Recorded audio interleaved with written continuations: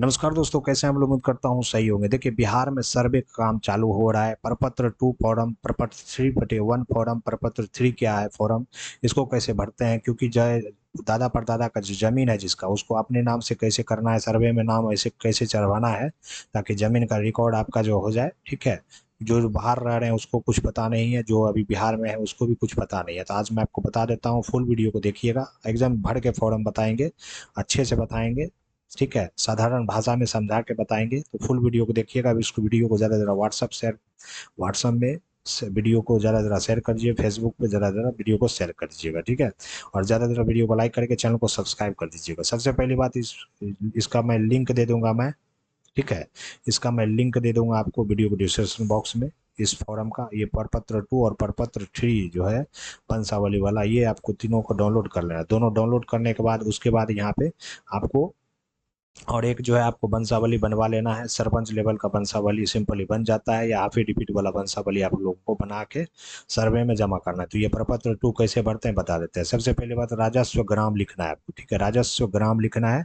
ये आपका जो गांव का नाम होता है वो लिखना है। थाना नंबर लिखना है। थाना नंबर कहाँ से निकलेगा? थाना नंबर आपको जब ऑनलाइन वाला रसीद है उसमें आप यहाँ देखिए थाना नंबर लिखा हुआ है। ठीक है, ये जो थाना नंबर आपको देखिए 333 है, आपके संबंध में जो भी होगा वहाँ पे लिख दीजिएगा। थाना नंबर लिखने के बाद यहाँ पे आपको यहाँ पे हल्का नाम लिखना है। हल्का नाम कहाँ, हल्का क्या होता है, हल्का नंबर क्या होता है? हल्का नंबर ये जो है आपको यहाँ पे देखिए 525 तौजी नंबर को हल्का संख्या बोलते हैं। ठीक है, ये हल्का नंबर यहाँ पे लिख दीजिएगा। उसके बाद यहाँ पे अपना पुलिस थाना डालिएगा, अंचल डालिएगा, जिला डालिएगा। उसके बाद रैयत का नाम क्या डालना है, तो रैयत का नाम आपने आप यहाँ पे बोला है कि अगर कोई हो तो सहित या एवं पिता का नाम। ठीक है, इसमें बोला है कि आप अपने पिताजी का नाम स्वर्ग लगा के फिर अपना नाम यहाँ पे डाल दीजिएगा। ठीक है, रैयत का नाम यहाँ पे बोला है, हिस्सेदारी का जो नाम होता है, आपने मान लीजिए 2 भाई हैं तो दोनों भाई का यहाँ पे अलग अलग फॉर्म भराएगा। ठीक है, ये ध्यान रखिएगा, एक ही फॉर्म में नहीं भरना है, दोनों का हिस्सा हिस्सा है। तो प्रपत्र 2 का 2 फॉर्म आप डाउनलोड करके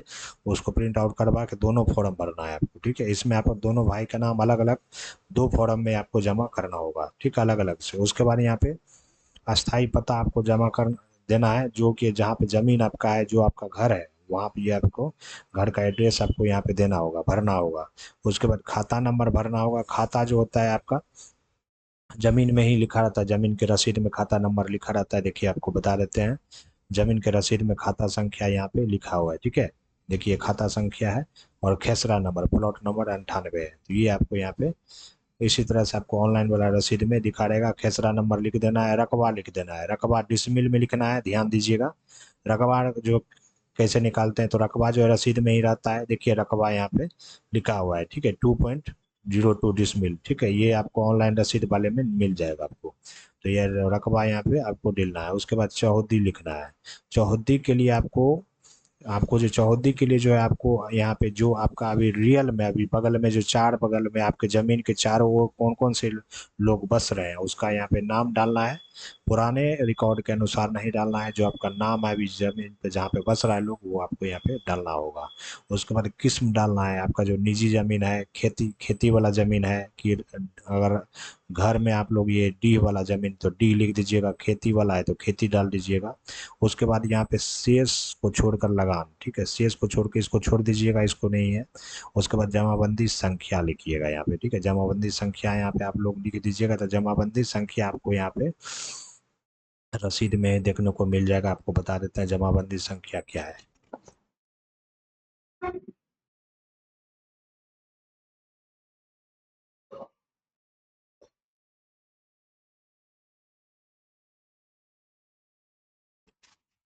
जमाबंदी संख्या जो आप लोगों को क्या है दिखा देते हैं आपको।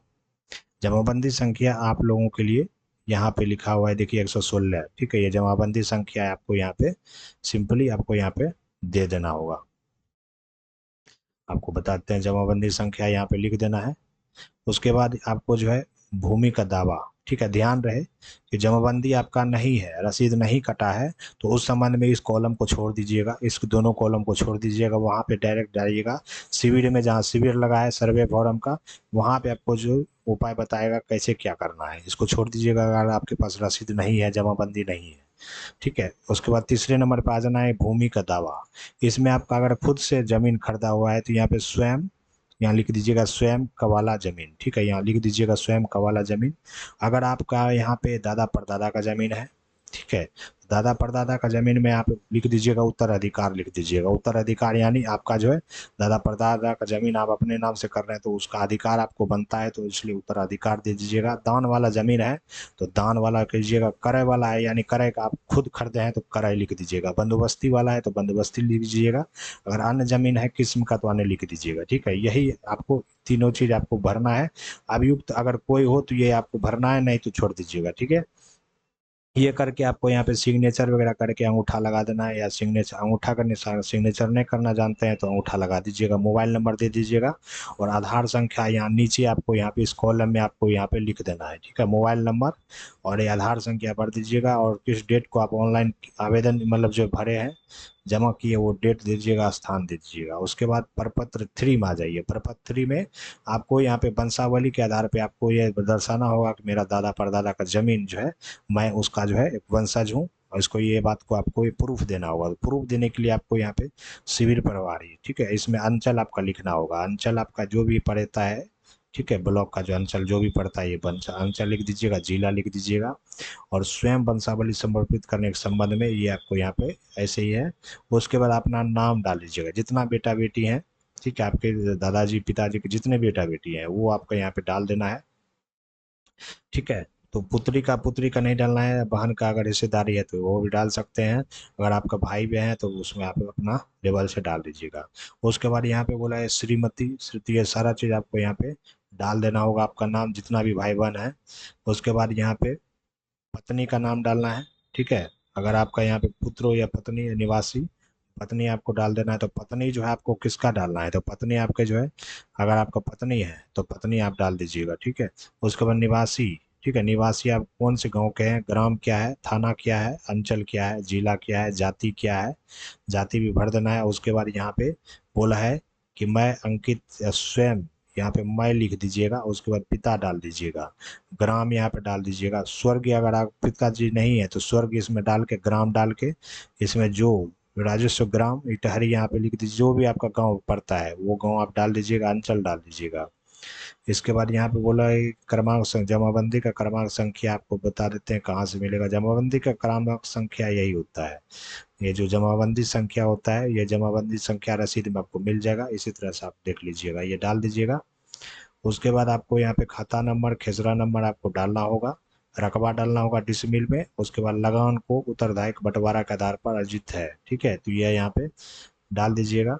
उसके बाद यहाँ पे टोटल जो है इसमें वंशावली सटा देना है, वंशावली आपको सटा देना है सरपंच लेवल का, इसमें सिग्नेचर करके साइन करके ये डाल देना है। पूरा आपको वंशावली सटा के जमा कर देना है, काम आपका हो जाएगा, ठीक है। उम्मीद करता हूँ आप लोग को इसमें पसंद आया हो। इस तरह का आपको फॉर्म आपको भरना होगा, दोनों का मैं जो है लिंक दे दूंगा आपको। और कोई भी दिक्कत है आप कमेंट बॉक्स में कमेंट कीजिए। मिलते हैं किसी तब तक जय हिंद, वंदे मातरम।